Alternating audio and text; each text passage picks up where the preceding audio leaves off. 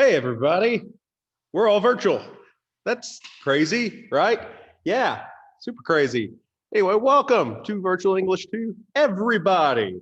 My name is Paul Davidson, your English teacher, of course. The big thing you need to focus on is we are just going to continue to work on that essay, the writing purposes essay.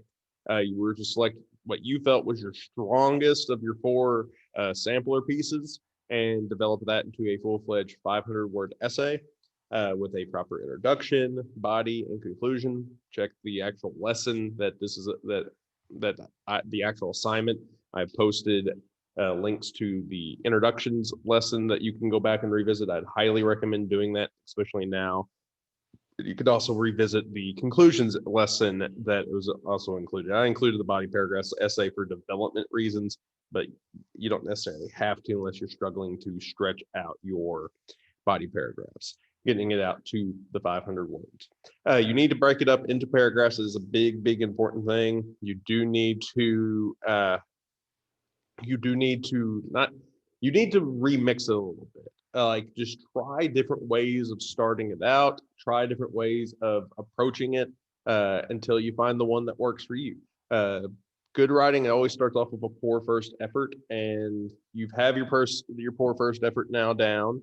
Now it's time to take that and revise it, polish it, and make it the best possible thing that you can possibly make it. Just one more thing on the essay itself, because I covered that more in the last video than anything. But one thing I didn't cover, meta commentary. Don't include meta commentary in your essay. And what do I mean by meta commentary? What I mean by that is don't say things like, in this essay, I will be discussing the prompt that I chose is blah, blah, blah. The quote that I chose is blah, blah, blah. You can refer to yourself in your essay, like you can talk about like your experiences and whatnot, but you don't need to point out that you're writing an essay in the essay. Like the audience can understand that. The audience realizes that you are writing an essay, so you don't have to point that out to them. So avoid the meta commentary. Make sure to break your ideas up into paragraphs. Have a proper introduction. Check out the introduction lesson. Have a proper conclusion. Check out the conclusions lesson, and just make sure you get to the 500 words. All right. So organization development are the two big things I'll be looking for in this essay whenever I go to grade it. And once you get it graded, once you get it done, I'll probably start grading them tomorrow, maybe today. It just depends on how today goes. Today's a weird day. I will be posting the assignment for the reading. And I recorded the video for the assignment for the reading yesterday.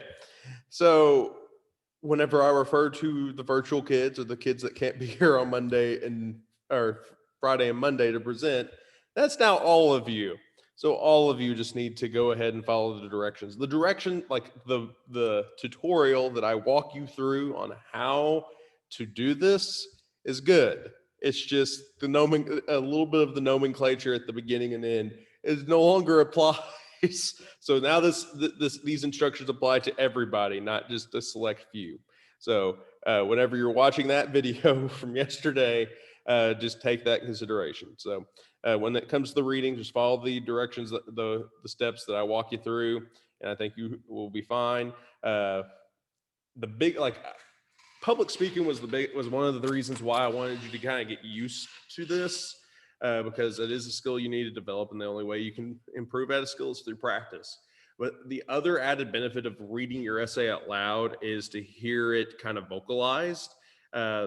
Often, like one of the things I'll tell you that you need to do with your essay is reread it to catch some of these just kind of weird, like small but weird little mistakes that will pop up because you're too in your head. But if you say it out loud, you can catch a lot of those mistakes.